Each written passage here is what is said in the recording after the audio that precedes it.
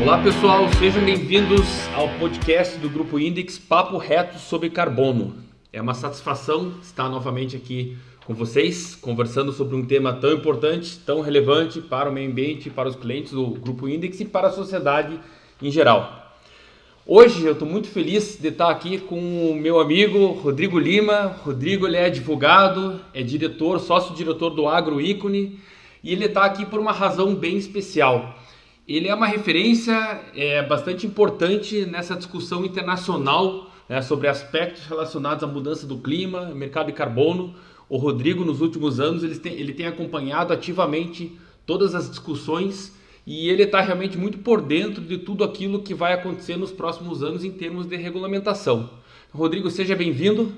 É um prazer estar aqui com você. Obrigado, Marcelo. Obrigado pelo convite. Acho que o tema é mais do que momentoso para falar de mercado de carbono, PL aí sendo discutido, COP28, COP30 no Brasil em 2025, todo o interesse em como o Brasil entra ou não entra nesse mercado. Então é super prazeroso poder estar aqui discutindo esse assunto. Legal, maravilha. Só lembrando para quem está nos ouvindo que qualquer dúvida, qualquer informação extra que vocês tiverem, a gente sempre está disponível nas nossas redes sociais. A gente sabe que o assunto é denso, a gente sabe que o assunto não é fácil de digerir, né, Rodrigo? Então, qualquer dúvida que vocês tenham, a gente vai ficar à disposição depois para esclarecer.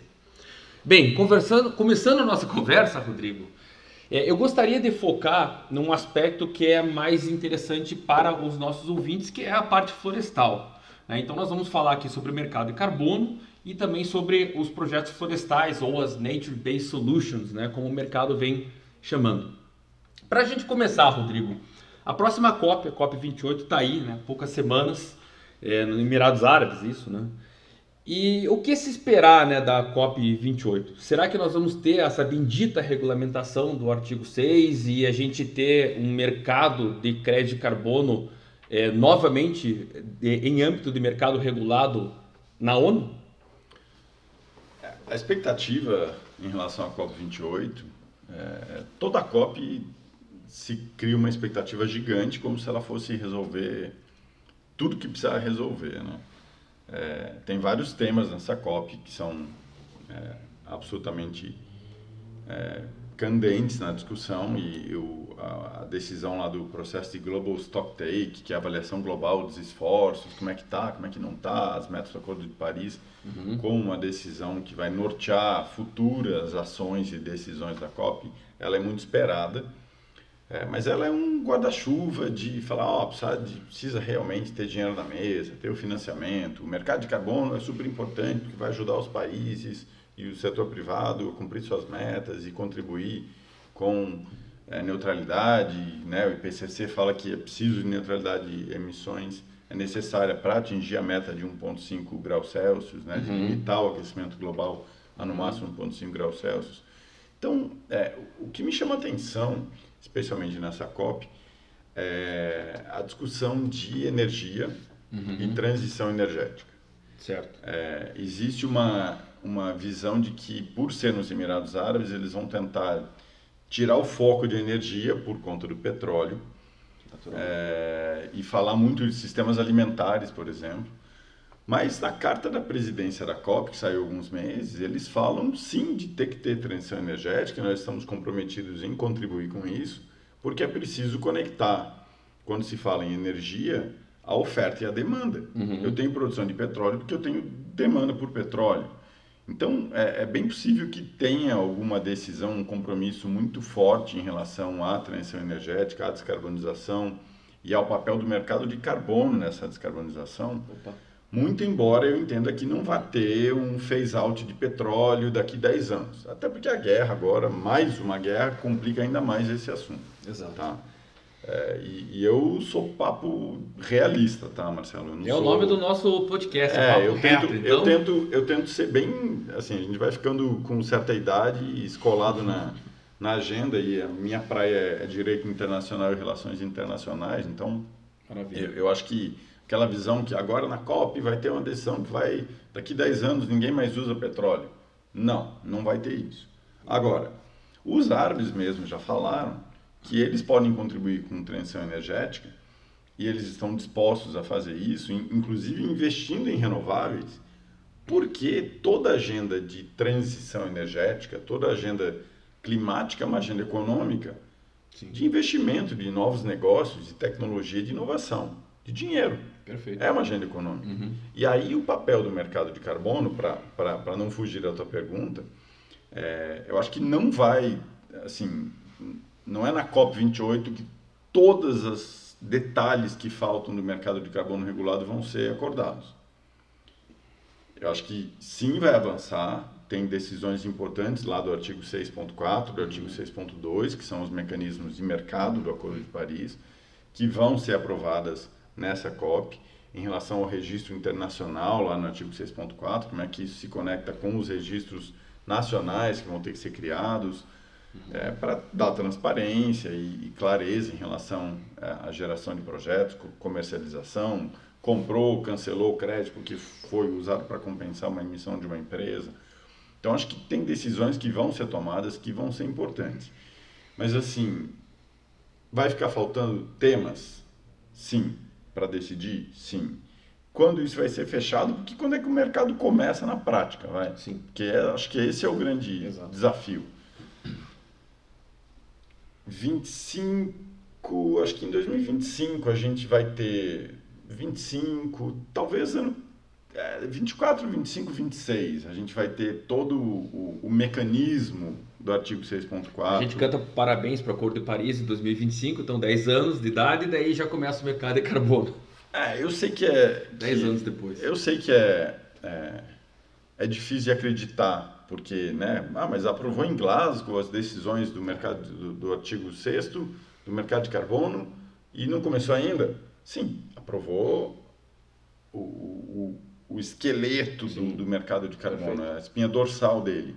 Só que eu preciso ter, e aí, de novo, né? Acho que é importante enxergar que o que se aprovou até agora de artigo 6º, que é o mercado de carbono regulado internacional, a grande demanda por crédito de carbono vai vir dentro desse mercado regulado internacional. Sim. Então, quais são os setores que vão poder gerar crédito? Quais são os tipos de projeto, de metodologia?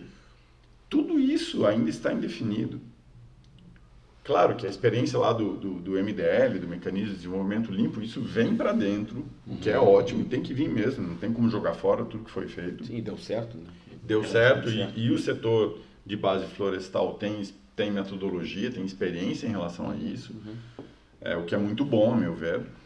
Então, a grande questão é que, de novo, né, eu gosto de enxergar como um grande edifício que está sendo construído, e que não é da noite para o dia. Então, você pensar que lá no artigo 6.2, você vai ter que ter os acordos cooperativos entre os países para transacionar o que a gente chama de ITMO, né, que é a Transferência Internacional de Resultado de Mitigação, que é um crédito de carbono, sim, com integridade ambiental, que o Marcelo vai comprar para cumprir a meta dele, o Marcelo País vai comprar do Rodrigo País para cumprir a meta dele.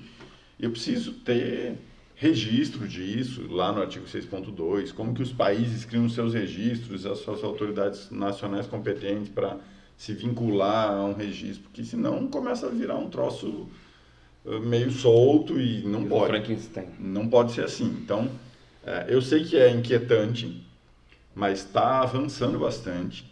O que está acontecendo agora em relação à aprovação de metodologias de MDL que tinham sido aprovadas lá atrás, trazidas para dentro do 6.4, isso já está acontecendo, porque é possível trazer, sim, essas metodologias. Então, quando começar a operar o mercado regulado do 6.4, essas metodologias MDL elas já estão na frente. Porque não vou ter o processo de validar a metodologia internamente, levar lá para o órgão de supervisão, validar, para daí gerar os projetos. Por quê? Porque essas metodologias já estão prontas.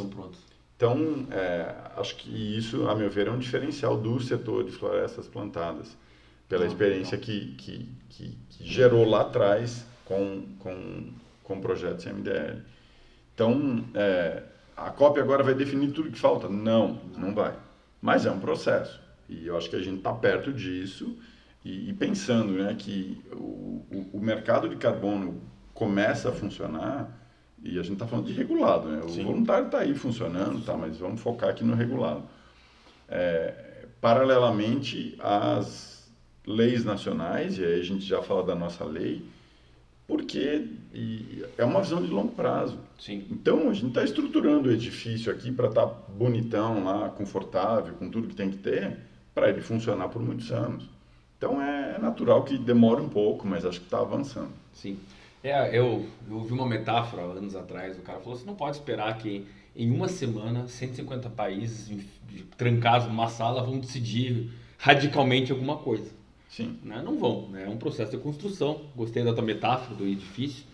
E realmente a gente espera que esse edifício esteja aí para sempre, né? Não é algo aí que muda os interesses daqui. Se a gente pensar que a agenda climática é pautada pela neutralidade de emissões, que é tudo que você emite, você reduz ou compensa, e sempre vai ter a compensação, e aí vem o mercado de carbono como a ferramenta criada desde o protocolo de Kyoto com o MDL e agora no Acordo de Paris para permitir compensação de emissões, porque senão não tinha mercado de carbono, se não pudesse compensar emissões. Exato.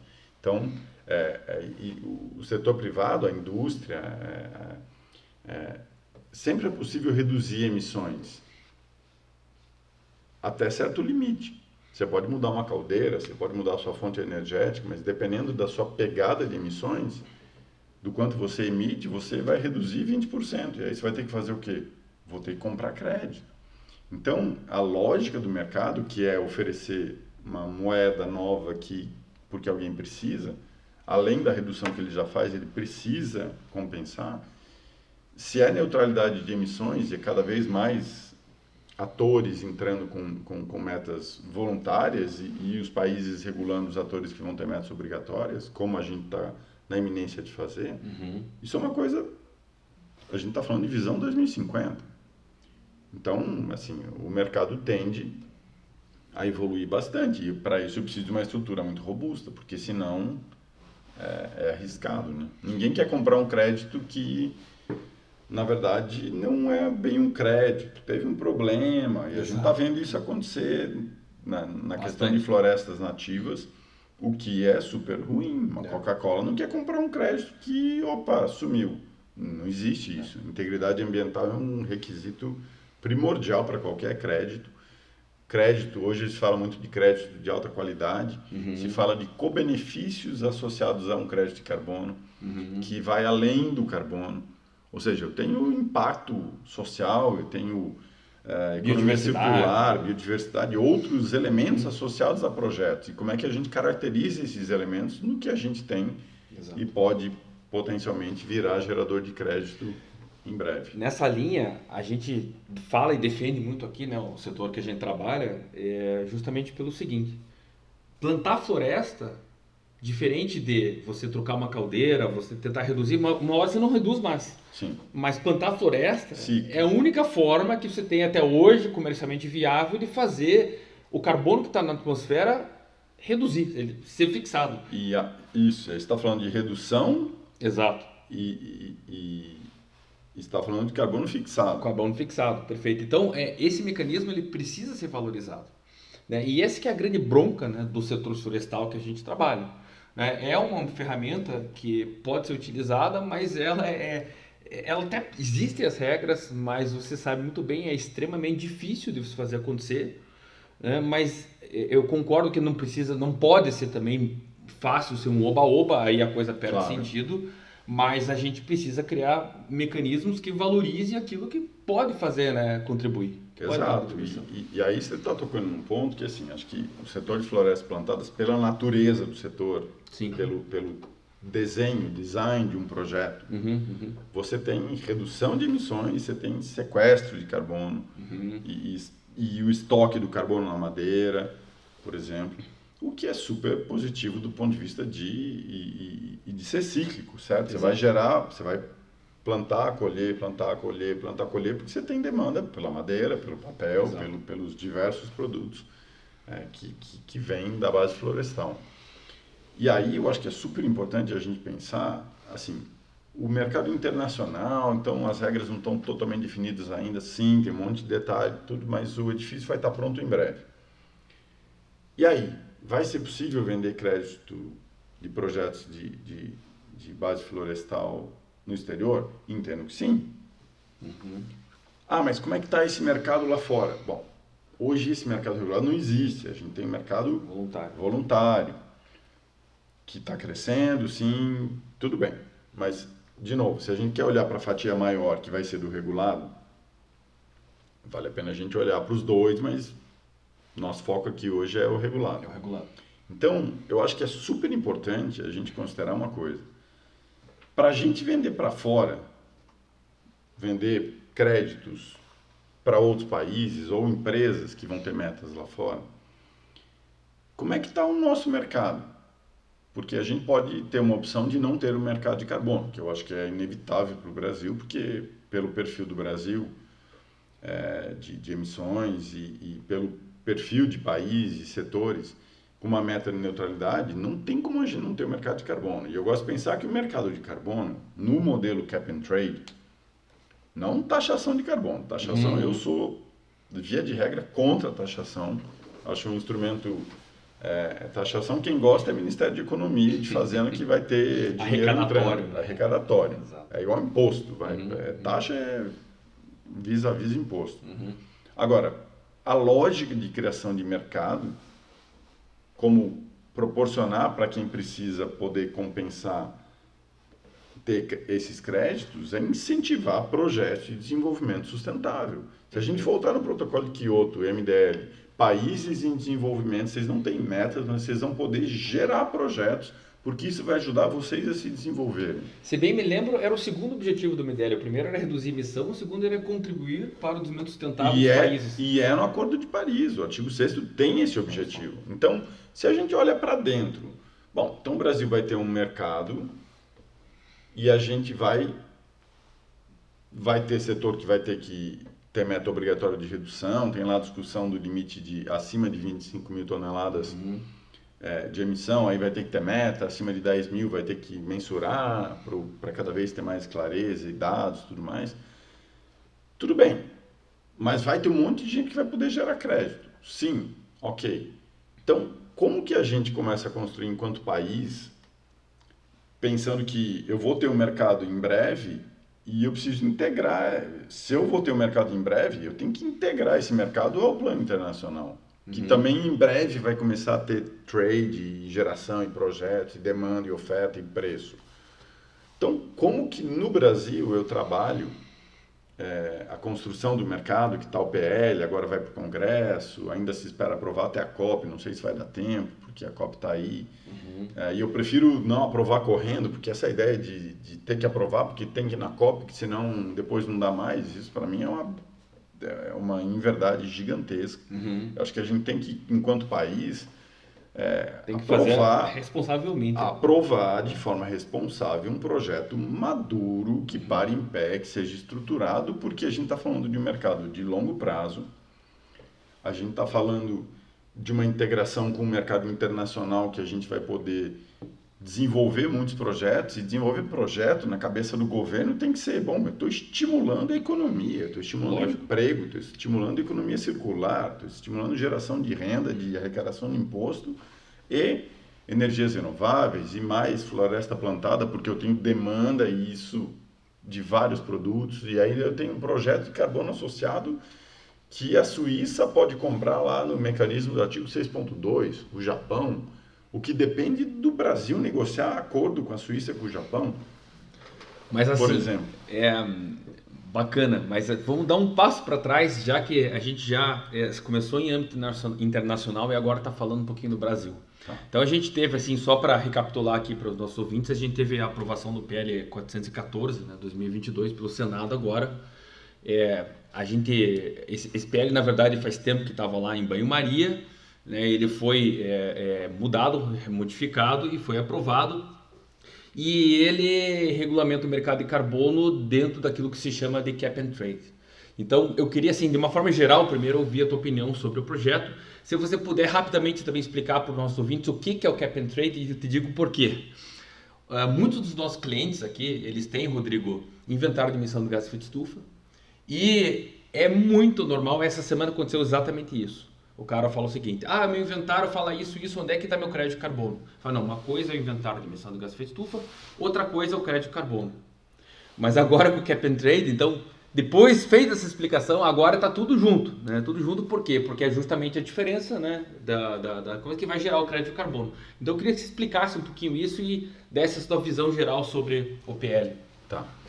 O primeiro ponto, Marcelo, que eu acho que é importante destacar é que o modelo que o Brasil está seguindo é Cap and Trade. Cap é um teto de emissão por setor, por empresa. Perfeito. E o teto é 25 mil toneladas, emitiu mais que 25 mil toneladas de CO2 equivalente e vai ter meta. É isso que o governo, que o PL está dizendo. Tá. Como é que vai ser feita a contabilização? Não está dizendo. Tá? Então, está trazendo linhas gerais. Depois você vai ter a regulamentação do mercado, do Sistema Brasileiro de Comércio de Emissões, a nova sigla, SBCE, que é o mercado brasileiro. Tá? Antes era Mercado Brasileiro de Redução de Emissões, agora é SBCE. Nesse texto, tá? Então, assim, é Cap and Trade. Então, teto e trade. Pode comprar crédito. Então, e aí vem a ideia dos Cap and Trades no mundo, o que a gente chama também, no plano internacional, de Emissions Trading Schemes, que são os sistemas de comércio de emissões, o mercado de carbono interno, que eu tenho um limite para alguns setores e outros setores não têm obrigação, e eu tenho gente que vai poder gerar crédito de carbono. Por quê? Porque eu vou mudar a caldeira, eu vou mudar a matriz energética, eu vou reduzir emissões, mas ainda não consegui reduzir tudo que eu precisava. Aí eu vou comprar um crédito de carbono. Por quê? Porque tem setores que não conseguem reduzir porque já estão na ponta da tecnologia. E compulsoriamente tem que entender uma meta. Isso. Perfeito. Então, primeiro, o formato Cap and Trade eu acho que é mais do que acertado. Porque senão, se a gente for para a taxação, a gente não vai estimular a descarbonização da economia. A gente vai tirar setores econômicos e desestimular setores econômicos. Perfeito. Então, o primeiro ponto é isso. Acho que é acertado ser Cap and Trade. A discussão de limite de 25 mil toneladas como um gatilho para dizer você tem meta e você não tem meta, me parece, tem que ter uma definição, certo? De um gatilho. O que, se é muito ou pouco, a meu ver, assim, eu não sou técnico em contabilidade de emissões para saber se 25 mil é muito ou não, até porque, e acho que isso está faltando, a gente precisa ter os planos setoriais de emissões e emoções do Brasil atualizados. E isso vai ser feito pelo governo. Então, de novo, será que tem que aprovar o projeto para a COP? Eu acho que não tem que aprovar o projeto para a COP. Tem que, se tiver maduro o suficiente, tudo bem. Mas acho que ainda tem vários pontos que precisam amadurecer. Mas voltando. Então, o fato de ser Cap and Trade é bom. Setores vão ter metas de redução de emissão acima de um determinado limite, 25 mil toneladas de CO2 por ano é o que está no texto.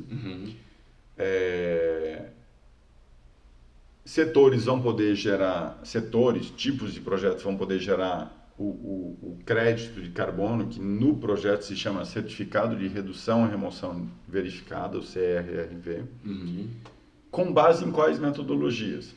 Que vão ser criadas pelo órgão gestor, que vai ser criado, aí tem a regulamentação do mercado quando sair a lei, aí vai ter uma regulamentação, mais um ano e pouco para sair uma regulamentação, e vários detalhes. Bom, todo mundo que potencialmente pode gerar um crédito, e o setor de florestas plantadas é um grande potencial gerador. Perfeito. Todo mundo quer saber, mas se vai ter um órgão gestor que vai aprovar metodologias, eu preciso bater nessa porta, porque eu tenho um potencial ativo na mão. Então, eu acho que a questão... Claro, o projeto de lei não vai trazer todo o detalhamento de metodologia. E nem deve, nem deve. Nem deve por uma regra de legislação. Sim, eu entendo isso, mas eu acho que o Brasil precisa, e aí o setor privado tem que estar muito atento, e eu sei que o setor de base florestal é super atento a isso e tem uma atuação muito, muito importante nisso. Sim, vai ser um gerador de projetos que gerem o CRRV, que é o crédito aceito no mercado interno, até porque, para a gente poder vender lá no mercado regulado internacional, e aí acho que é um aspecto do PL que, a meu ver, precisaria ser um pouco amadurecido, da integração do mercado que a gente quer criar com o mercado internacional, que é a grande demanda. Não adianta eu ter um monte de crédito e não ter quem compre. Se a grande demanda vai vir de fora, eu preciso estar muito aceitado, muito bem estruturado com o meu modelo, para que o cara de fora olhe, pô, você tem um negócio bonito aí, um crédito de alta qualidade, eu topo comprar seu crédito. Porque senão a gente fica aqui no interno, que vai ser bom, sim, mas limitado, né? Vamos pensar grande. E o Brasil tem, e aí você tocou na expressão Nature-Based Solutions, né, soluções baseadas na natureza, e o crédito de base florestal, de floresta plantada, é um dos grandes exemplos. Uhum. Um ativo fabuloso. Então, eu acho que a questão de metodologia, governança, isso aí vai ser super importante a partir do momento que a gente tem a aprovação do projeto.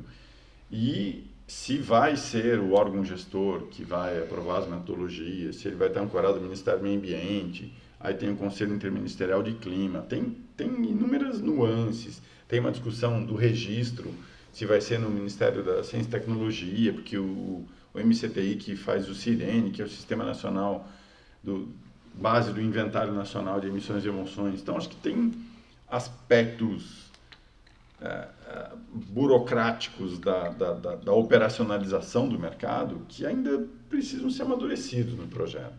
Mas eu gosto do formato de ser cap and trade, de eu ter um teto, de eu ter setores que vão poder gerar, muito embora eu não esteja dizendo quais são esses setores agora. Tem metodologias que vão ser aprovadas. Então, eu quero saber qual é o decreto que vai regulamentar o que precisa ter numa metodologia. Para eu pleitear a minha metodologia. Ou se essa metodologia será copiada de um esquema já existente. E aí você traz um ponto super importante. O setor de florestas plantadas tem metodologias do MDL, Plantar Carbon lá de Minas. Perfeito. Desenvolveu as primeiras metodologias aprovadas, o que foi fabuloso para o Brasil. Acho que isso foi em 2007. Exato. Ou antes até, se eu não me engano. Então, a gente não pode jogar fora o ativo que criou com muitas duras penas. Sim. Então, a meu ver, no mercado brasileiro, do sistema brasileiro de redução de emissões, metodologia de floresta plantada é uma das primeiras a nascer e começar a ganhar espaço. E ganhar espaço significa projetos gerando os créditos que vão ser vendidos no mercado. Então, eu acho que o desenho é bom, tá? Mas a integração com o mercado internacional precisa ser aprimorada.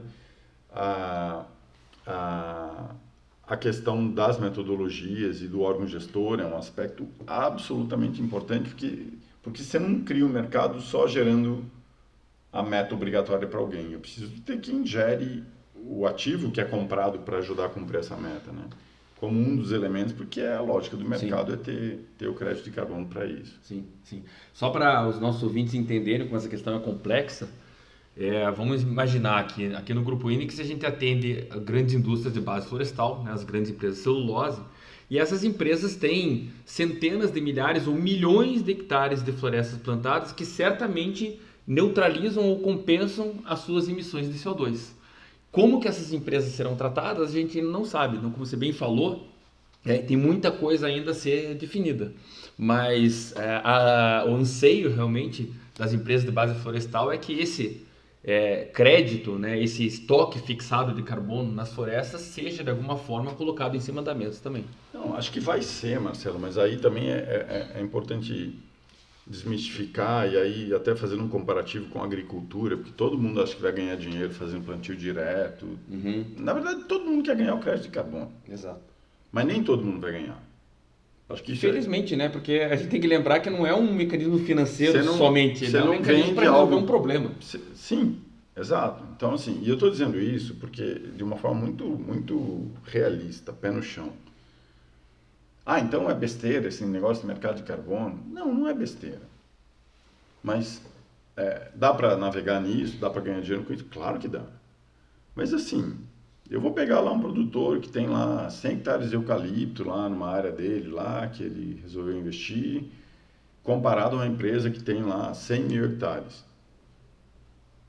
o cara de 100 hectares vai gerar um projeto de crédito de carbono? Dificilmente. Exato. Porque não é só o inventário. Eu tenho inventário ali, o balanço, as empresas têm seus inventários, eu tenho um balanço.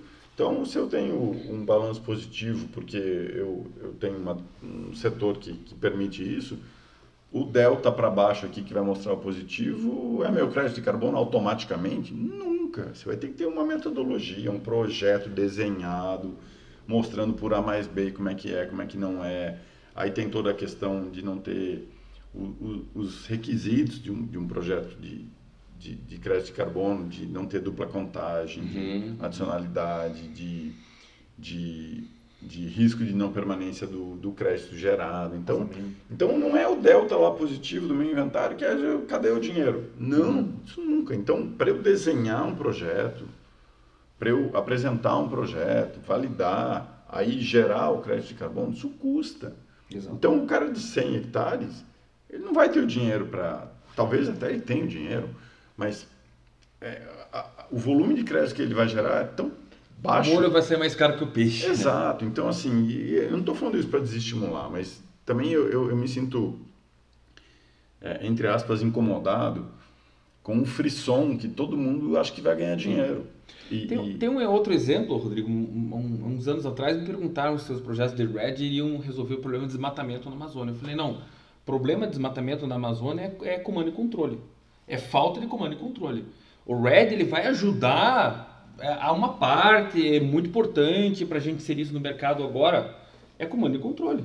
Você não pode abdicar, né, de uma ferramenta necessária em prol do mercado. Então, eu concordo contigo e aí para trazer mais um elemento que complica a discussão, né, que é outra sigla, o RED, que é Redução de Emissões por Desmatamento e Degradação, que é a agenda florestal lá na Convenção do Clima, no Acordo de Paris, que a lógica que sempre se adotou foi projetos RED Plus, que a gente fala, né, que é tudo que está ligado a eu não desmatar, eu melhorar lá uma floresta que está em degradação, ou fazer restauração de nativa, que é importante para estoque, para formação de estoque, certo? A lógica principal de RED Plus é dinheiro de fundo climático para ajudar a manter essas florestas, a fazer restauração e tudo mais. Não é gerar offset, crédito de carbono que vai ser comprado por alguém. Existem projetos RED Plus no mercado voluntário? Sim, existem. Existem problemas com projetos RED Plus no mercado voluntário? Sim, existe. Nenhuma empresa quer botar seu nome, o time de futebol inglês lá que comprou crédito, que agora está sendo questionado. Tá, ninguém quer botar seu nome num negócio que é furado. Então, RED Plus, eu acho que vai continuar sendo prioritariamente um tipo de projeto que é receber recursos de financiamento. O Brasil recebe recursos de financiamento climático para conservar a floresta, para promover restauração, projeto como ele quiser. Institucional. Vai ter o mercado voluntário que vai ter RED Plus? Tá, vai ter, mas tá. RED Plus no mercado brasileiro. Está escrito no PL de projetos de populações indígenas, comunidades tradicionais, vai ser elegível, aí tem toda a questão da CONARED, né, que é a Comissão Nacional de RED Plus. Tudo bem, mas vai ser uma parcela. Fala-se, inclusive, no texto de crédito de restauração de área de preservação permanente e área de reserva legal, como um potencial gerador de créditos, dependendo de uma metodologia que vai ter que ser aprovada. E aí eu preciso assegurar integridade ambiental desse projeto, que aí não é uma área de 100 hectares que vai gerar um mega projeto de crédito de carbono. Por quê? Porque uma área de 100 hectares plantada, semeadura direta ou plantio de muda, em 30 anos, que dê super certa restauração, lindo, mas o volume de crédito de carbono ali, comparado a uma área de 10 mil hectares, é diferente, bem diferente. Então, acho que RED Plus sempre é uma potencialidade, mas eu prefiro ver como um dinheiro que o país vai receber ou o Estado vai receber para fazer projetos. Não como é no mercado voluntário, não como mercado de carbono. Existe na negociação do artigo 6.4, isso vai ser discutido lá em Dubai, eu esqueci de mencionar isso, um tema delicado que é, bom, tá, e crédito florestal Conservação. de conservação e melhoria dos estoques de carbono lá de uma vegetação, isso vai ser aceito no 6.4? E isso tá lá, vai ser discutido em Dubai, reiteradamente tem sido discutido, se vai dar para tomar uma decisão agora, não sei. O que pode abrir um espaço para, especialmente a meu ver, para projetos de larga escala de restauração de nativa. Então a gente tem empresas criadas no Brasil hoje, a Biomas, a Regreen, que são empresas que querem fazer restauração, a Mombac, e gerar crédito de carbono, que se tiver esse crédito aceito no 6.4, tem mais um espaço para vender. No mercado regulado, que a meu ver seria positivo. Mas tem que entender como é que isso vai caminhar. Mas eu não sei a tua visão, mas assim, pessoalmente, considerando o histórico do MDL, que já aceitava Forestation, eu acredito que isso tende a ser reconhecido, ou não. é duro, porque como você usou o exemplo lá dos 150 países, são quase 200, né? E a Europa não gosta disso. Então, se os europeus botarem o pé na porta, não sai a decisão. E aí, é por isso que a gente fica negociando. Só que agora está negociando no contexto de um mecanismo do artigo 6º, que é o mercado de carbono, o Acordo de Paris. Eu imagino que pode ser que vingue. Especialmente porque eu estou falando de restaurar a vegetação nativa. Sim. Isso é super importante para a biodiversidade, para a água, para recursos ecossistêmicos e carbono. Exato. Então, espero que avance. A minha interpretação assim conceitual sobre projetos dessa natureza, ela é que isso representa o melhor que você tem para o projeto gerar crédito de carbono. Por quê? Porque você tem efetivamente uma área degradada, que vai ter uma recuperação de carbono, vai gerar uma série de benefícios de biodiversidade, e você não tem uma discussão sobre a adicionalidade que você tem num plantio de eucalipto, de pinos, numa floresta comercial. Não tem outra forma de gerar receita daquilo a não ser crédito de carbono. Sim. Então, assim, conceitualmente, me parece um projeto muito redondinho, né, para poder... Espera-se, né, que isso... tem uma série de desafios, né, essas empresas que você citou, né, a gente trabalha com algumas delas. Mudas é um desafio, conhecimento silvicultural de espécie é outro desafio, mas eu torço, né, para que isso dê certo tanto tecnicamente como politicamente, vamos falar assim. Exato. E tem um aspecto, sabe, Marcelo, que aí não é o mercado de carbono, não é o crédito de carbono propriamente falando, mas é uma compensação de emissões, que eu acho que vale a pena pensar, que é o que se denomina não o offset, mas o inset.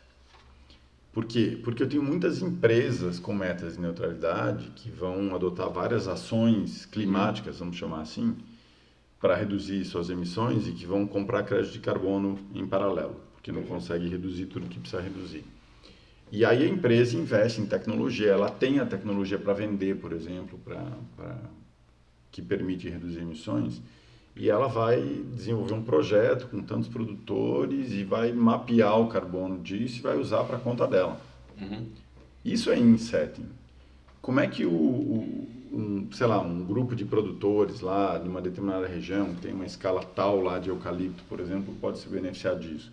Vai depender de como esse projeto está montado, porque aí não é o mercado de carbono. Por isso que é insetting, é dentro dos limites daquela empresa, por exemplo, que vai fazer uma parceria com uma cooperativa para adotar tais práticas, dentre elas o plantio de eucalipto, como forma de reduzir emissões. Como é que ela vai usar isso internamente e qual é o benefício que ela vai dar para esses produtores?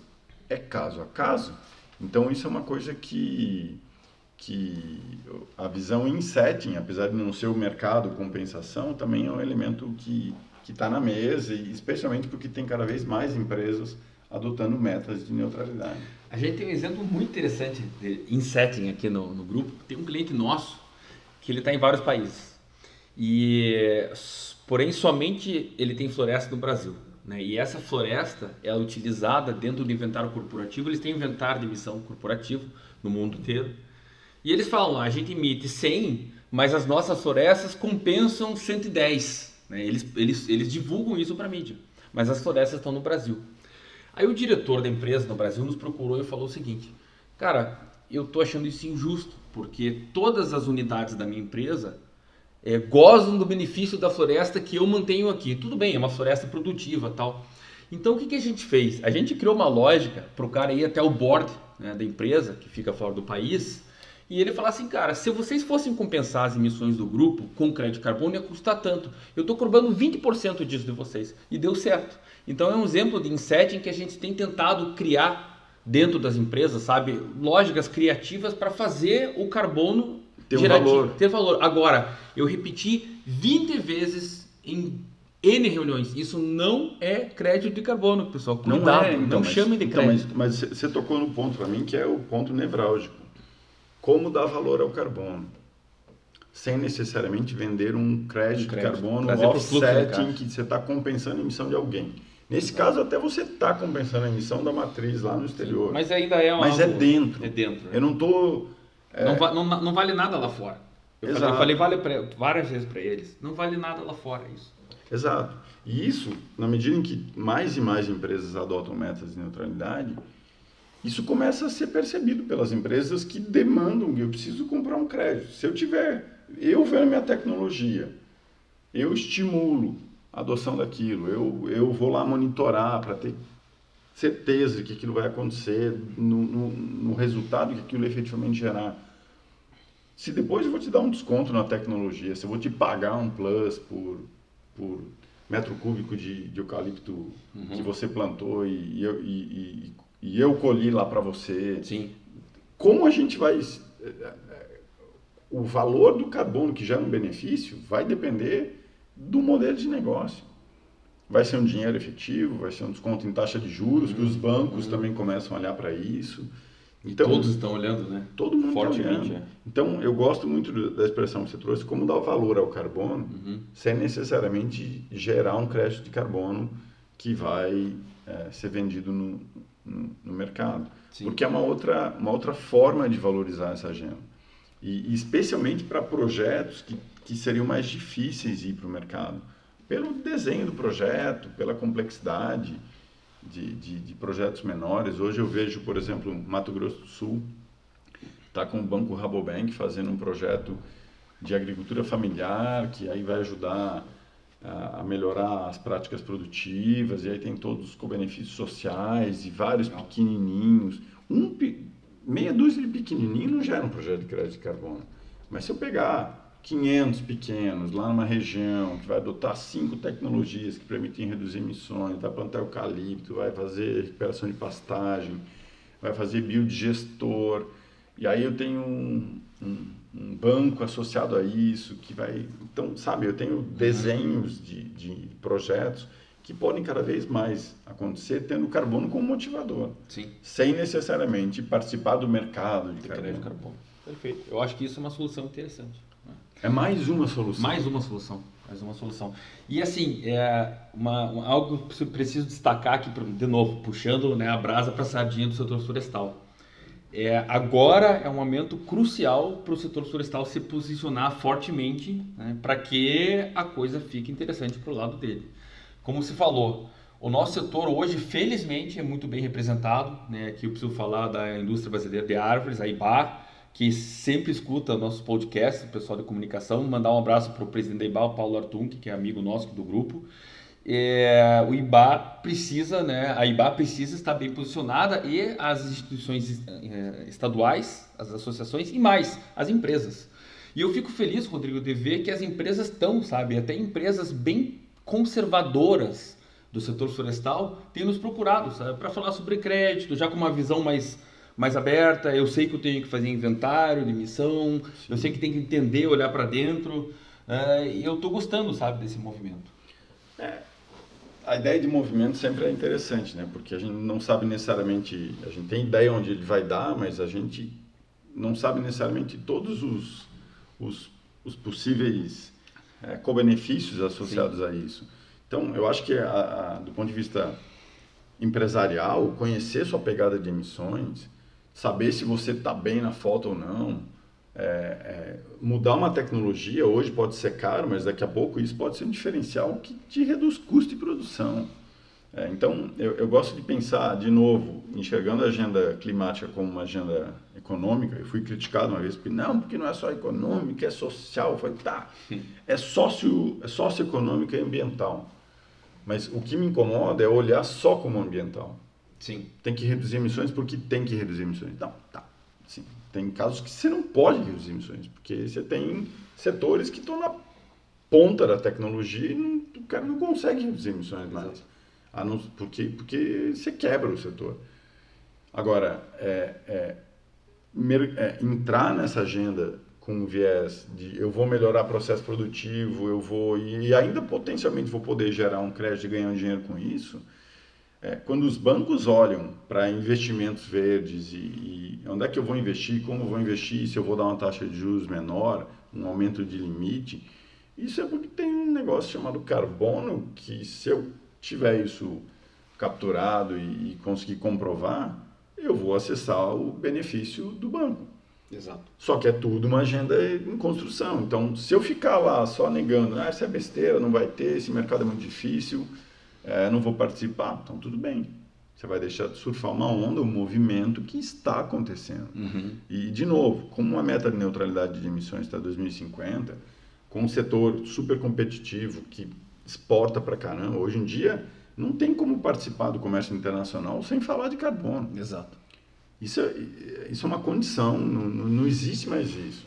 Então, para um setor que é super positivo nessa agenda, super forte nessa agenda, que é carbono negativo, a gente tem que cuidar, né? Porque no carbono a gente fala, se é positivo, está emitindo muito. Então, o setor é positivo, mas tem emissão negativa. É positivo sendo negativo. Isso. Então, você tem que entrar no jogo. Sim. Não dá para ficar fora do jogo. É isso aí. Bem, eu acho que a gente já está avançado na conversa. A gente poderia ficar horas falando sobre um tema que, além de ser de nosso interesse, é do interesse da sociedade, né? E tem muita coisa para ser falada. Mas eu queria agradecer, cara, a tua presença aqui, a tua opinião, né, valiosa, né, para nós e para os nossos ouvintes. E se você tiver uma opinião final, um recado final para dar, a hora é essa. Obrigado, Marcelo. Um prazer. Faz tempo que a gente estava tentando marcar e foi até bom que demorou, porque agora a gente está no fervor aí da discussão no PL. Eu acho que assim, a minha fala final é bem direcionada para as empresas, né, para o setor privado. A agenda de mudança climática ela é oportunidade. Traz custos, eu tenho que investir em equipe, vai fazer inventário, ou vou ter que contratar um inventário. Contratar a Index. A Index. Isso faz parte do negócio. Não tem jeito.